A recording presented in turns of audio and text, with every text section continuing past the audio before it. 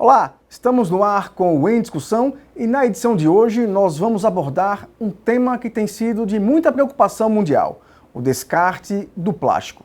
De acordo com o Atlas do Plástico, o Brasil é o quarto lugar no ranking de maiores produtores de lixo plástico do planeta, com 11,3 milhões de toneladas descartadas por ano. E desse montante, apenas 1,28 dos resíduos é reciclado. E nesse sentido, a Câmara Municipal de Aracaju aprovou um projeto de lei do vereador Ricardo Vasconcelos que proíbe o envio de faturas dentro de saquinhos plásticos. Esse é o tema do Em Discussão de hoje, que já está no ar.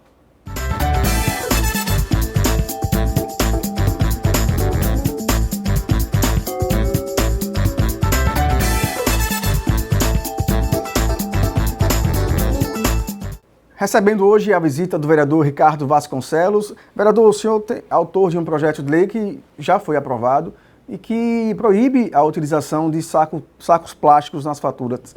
É um projeto bastante interessante que ajuda o meio ambiente, né?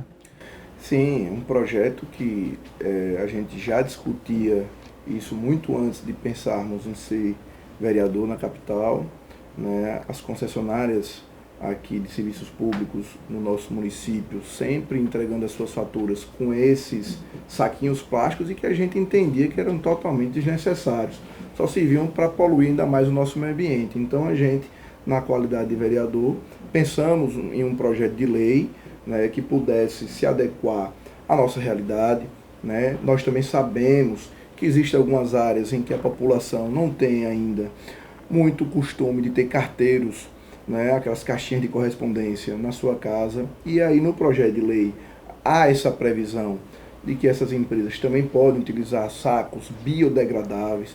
Foi tudo pensando não em criar nenhum tipo de transtorno para a sociedade, mas sim da gente melhorar a nossa qualidade de vida, melhorar o nosso meio ambiente, e eu acredito também iremos reduzir os custos dessas empresas. Então, a gente tem esse compromisso de apresentar esses projetos que visem melhorar a qualidade de vida na nossa cidade e realmente promover um meio ambiente verdadeiramente sustentável. E esse é um pequeno passo para a diminuição do plástico mundial, que é um problema mundial. Há estimativas de que 7,7 milhões de toneladas vão para os aterros sanitários e 2,4 milhões vão diretamente para a natureza. Isso impacta diretamente no nosso dia a dia. E o plástico não só vai para os aterros, como também vai para os nossos rios, vai para os nossos oceanos. Existem estudos de que boa parte das tartarugas marinhas, por exemplo, já ingeriram plásticos.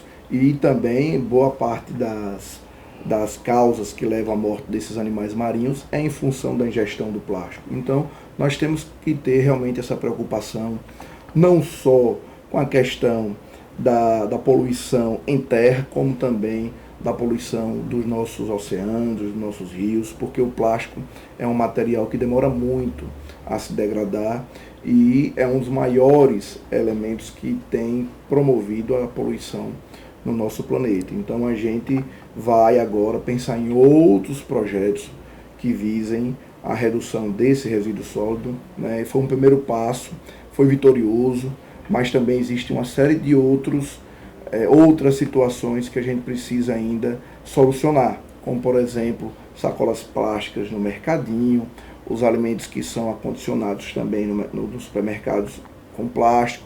Então a gente vai ver uma forma ainda de acabar também com o plástico nessas situações. E como é que foi a construção desse projeto? O senhor chegou a sentar com alguma entidade? Como é que foi o pensamento desse projeto? Eu já tinha pensado, eu sou funcionário concursado da DESO, e quando eu estava discutindo uma situação de um rateio, em uma audiência, uma juíza até tinha me questionado o porquê daqueles plásticozinhos, que ela mora num condomínio, não há necessidade nenhuma, ela já abre a fatura dela e joga aquele plástico no lixo, e a empresa estaria gastando dinheiro com aquele saquinho. E ela se preocupou, ela me chamou a atenção da questão econômica do saco. E o que me chamou mais atenção ali foi a questão ambiental, de que a pessoa realmente só faz abrir e jogar no lixo. Isso. E se nós formos contabilizar a quantidade de consumidores que a Energisa tem, que a Deso tem e que tantas outras empresas têm, e que, se formos contabilizar a quantidade de plástico que mensalmente vão para os nossos aterros e para todo o meio ambiente e que poderia ter sido evitado, a gente estaria dando uma contribuição muito grande para o meio ambiente. Então, eu disse, olha, tem essa questão econômica, mas eu estou mais preocupado agora com a questão ambiental. Então, eu entendo que é totalmente desnecessário esses saquinhos. Sei que existem alguns lugares que a comunidade ainda não tem, né, as caixinhas de correspondência. A gente pensou, né, nesses saquinhos biodegradáveis, mas eu sou muito sincero, eu não cheguei a discutir com a academia nem com nenhum outro setor. Mas agora que eu estou mais preocupado com outras situações relativas ao plástico, eu vou procurar sim a Universidade Federal, a UNIT, para a gente pensar em algum outro tipo de material que possa, né, substituir o plástico e suprir as necessidades do comércio varejista. Estamos conversando com o vereador Ricardo Vasconcelos, ele que é o autor de um projeto de lei que foi aprovado aqui pela Câmara Municipal de Aracaju e que proíbe o envio de faturas dentro de sacos plásticos. Vereador, como é que foi a discussão com os vereadores? Ele foi aprovado por unanimidade, né? Sim, os vereadores no primeiro momento, quando eu apresentei o projeto, acharam o projeto magnífico, né? Que aparentemente ele tem uma aparência muito simples, mas quando a gente vai analisar o alcance dele, a gente percebe que ele tem uma importância não só ambiental, como social muito grande, porque nós temos que legislar pensando nas futuras gerações, pensando na nossa cidade como um todo, né? Então, quando a gente pensa em projetos que vai diminuir a quantidade de resíduos sólidos, quando a gente pensa em um meio ambiente mais limpo, né, muito mais equilibrado, a gente está preparando o Aracaju muito melhor para aqueles que virão depois. Então, legislar, fazer a vereança não é só para o hoje, para o presente, é para o hoje e para o amanhã. Então, todo tipo de projeto que a gente propõe nesse sentido, os vereadores, seja eu ou todos os outros meus colegas, abraçam, né, com todas as forças, e esse não foi diferente. E pensar no meio ambiente é você pensar no agora, preservar o agora para manter no futuro, né? Porque o meio ambiente é de todos. Isso, e a gente tem esse objetivo maior na nossa Carta Magna. Nós temos isso como compromisso de todos os partidos, e quem está aqui como vereador tem que cumprir o programa dos seus partidos. A gente tem que parar com esse discurso do meio ambiente bonitinho, que é da boca para fora, e ir mais para a prática. Então eu tenho cobrado dos meus colegas que a gente se empenhe para apresentar projetos que realmente tragam benefício relativo ao meio ambiente, que a gente consiga apresentar algo que a gente possa, ao final da legislatura, dizer, olha, dei minha contribuição no meio ambiente nesse aspecto. O meu partido, que é o Rede Sustentabilidade, ele tem essa marca mais próxima, ligada ao meio ambiente, mas a gente tem procurado dialogar com os colegas em todos os temas. Tá? Agora, eu costumo dizer, juntamente com o Breno, que não existe melhoria da qualidade de vida, não existe uma cidade mais inteligente, como todos falam, não existe a gente pensar num futuro mais sólido, muito mais atrativo para qualquer gestão, para qualquer sociedade, se nós não pensarmos primeiro no meio ambiente. Então, vai do simples gesto até a ação mais complexa. Então, nós temos que começar a pensar uma forma mais integrada, como é que a gente vai, né, preservar os nossos recursos naturais, como é que a gente vai conservar mais ainda as nossas riquezas, porque se nós só formos utilizar os recursos que aqui estão, se nós formos, né, esgotar tudo aquilo que nós temos do meio ambiente, sem pensar o que é que nós vamos ter ou não ter no amanhã, nós não vamos ter um futuro para as próximas gerações. Então nós temos que ter essa consciência de que nós somos inquilinos aqui na Terra. Então nós estamos de passagem, então nós temos que ter um consumo consciente dos recursos naturais. Então é um compromisso do nosso mandato e nós temos procurado criar essa consciência coletiva aqui no Parlamento Municipal. Como é que está a tramitação? Já foi votado em terceira discussão também? Já foi para a sanção do prefeito. Eu acredito que por esses dias o prefeito já deve ter sancionado no retorno. Já temos conhecimento que a empresa já está se adaptando, a DESO, a Energisa também, eu acredito que já está... Inclusive, eu recebi a fatura desse mês já sem o plástico. Eu irei pessoalmente levar o projeto sancionado às diretorias dessas empresas, né, para estabelecer um diálogo muito franco, porque o não cumprimento tem a previsão de multa, e eu serei um fiscalizador dessa lei, independentemente se a empresa é a qual eu faço parte, que é a DESO ou a Energisa.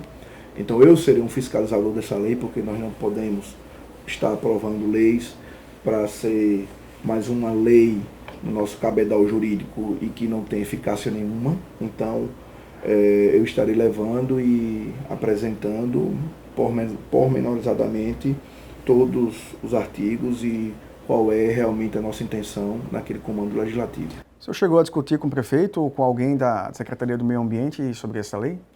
Com o prefeito eu não cheguei a discutir, mas com a Secretaria do Meio Ambiente eu discutia, informei que eu estaria apresentando essa lei e eles gostaram bastante. Também comentei com o pessoal da Superintendência dos Recursos Hídricos e do Meio Ambiente, que é da antiga SEMAR, que hoje é SEMAR, que eles são responsáveis pela gestão dos recursos sólidos, dos resíduos sólidos e recursos hídricos no Estado, que é quem gerencia os aterros sanitários no Estado.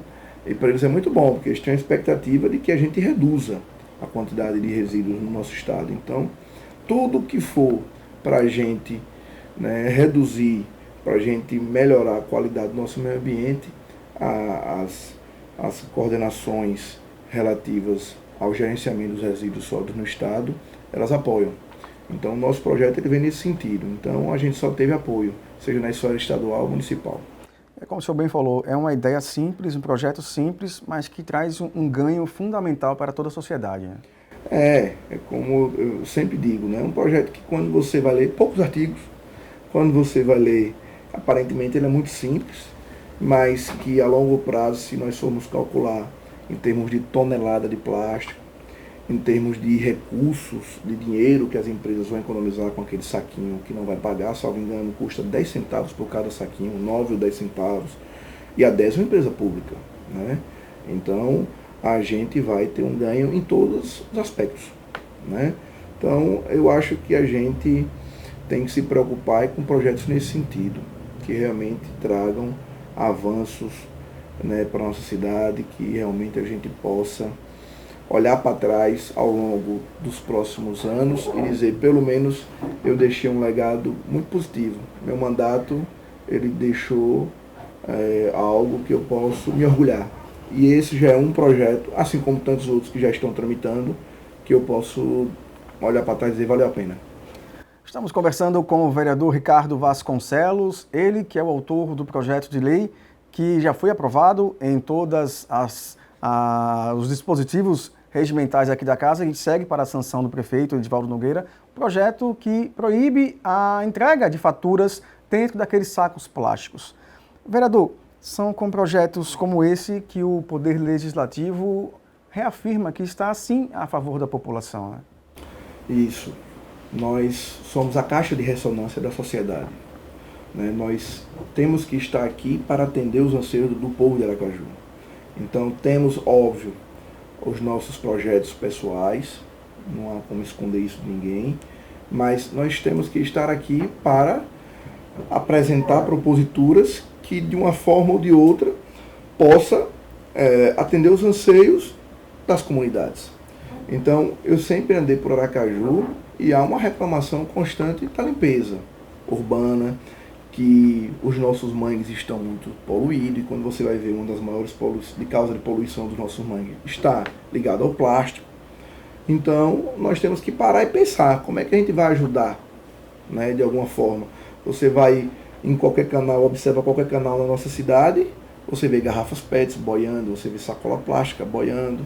Então, a gente tem que parar, tentar usar a criatividade, a gente tem que parar e olhar a nossa realidade e ver como é que a gente pode apresentar projetos que realmente tragam né, efeitos práticos para melhorar a vida do nosso povo.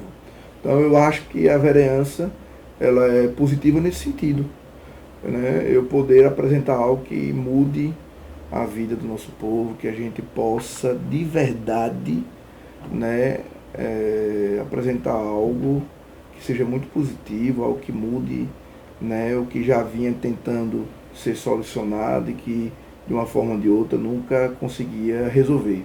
E a gente vai, apresenta um projeto e definitivamente soluciona aquele problema. E a gente também procura se associar ao executivo, não é só apresentar leis, a gente também procura somar forças com o executivo, né, aproveitando a estrutura que a gestão municipal tem para fazer outras ações, né, que não estão ligadas à aprovação de leis. E também a gente consegue obter resultados paralelos e, associados a isso, a gente tem conseguido também fazer a limpeza de canais, limpeza de mangues, né? A gente tem conseguido também fazer uma série de outras ações ligadas à pavimentação, drenagem. A gente tem buscado agora junto ao Poder Público construção de uma creche na Soledade, urbanização no Santos Dumont. Então, o nosso mandato ele é totalmente em sintonia com os anseios da população. Óbvio que não dá para a gente estar em todos os lugares ao mesmo tempo, né? A população tem que compreender que Aracaju é muito grande e a gente vai chegar aos poucos em todas as localidades. E o senhor tem projetos em todas as áreas, né? Que outros projetos que o senhor pode adiantar aqui para a gente que já está pensando em dar entrada para beneficiar a população aracajuana? Um dos projetos que também já está em tramitação é o da regulação fundiária, que é a gente poder dar o título da escritura das casas daquelas pessoas que estão em áreas que não são regularizadas, que não são áreas de domínio próprio. Por exemplo, aquelas pessoas que moram ali naquelas faixas, né, de domínio da União, ali próximo ao mangue, ou então em áreas que são da prefeitura, do estado, e que elas não têm ainda escritura.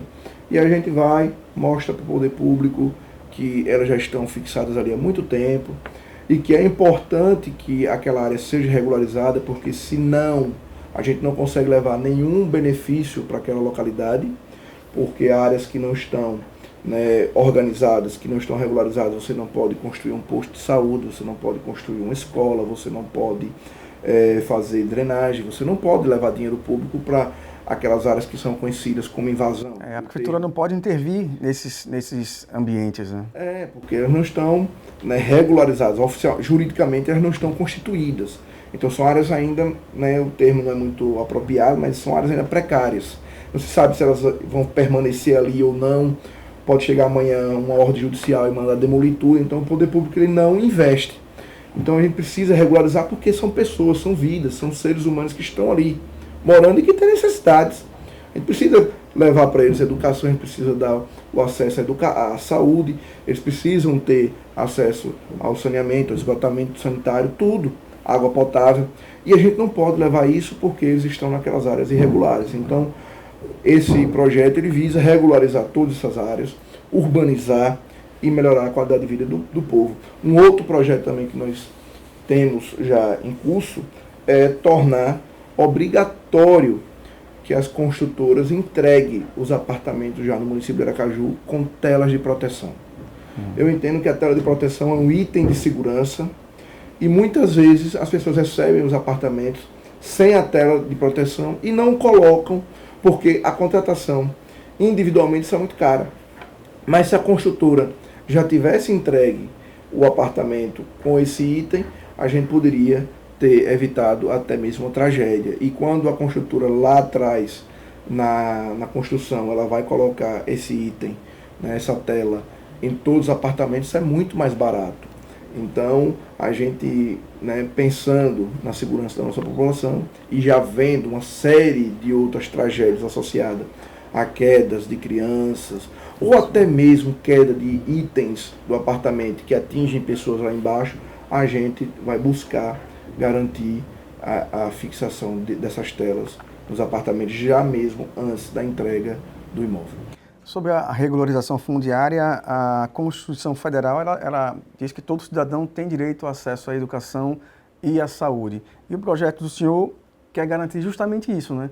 que essas pessoas tenham realmente acesso ao que diz a Constituição.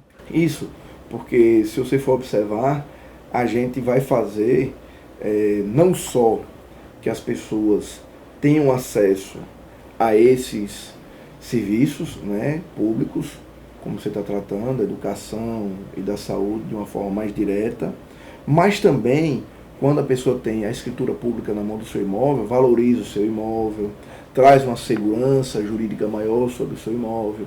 Ele pode dar o imóvel em garantia para fazer um empréstimo, para ele poder reformar a sua casa.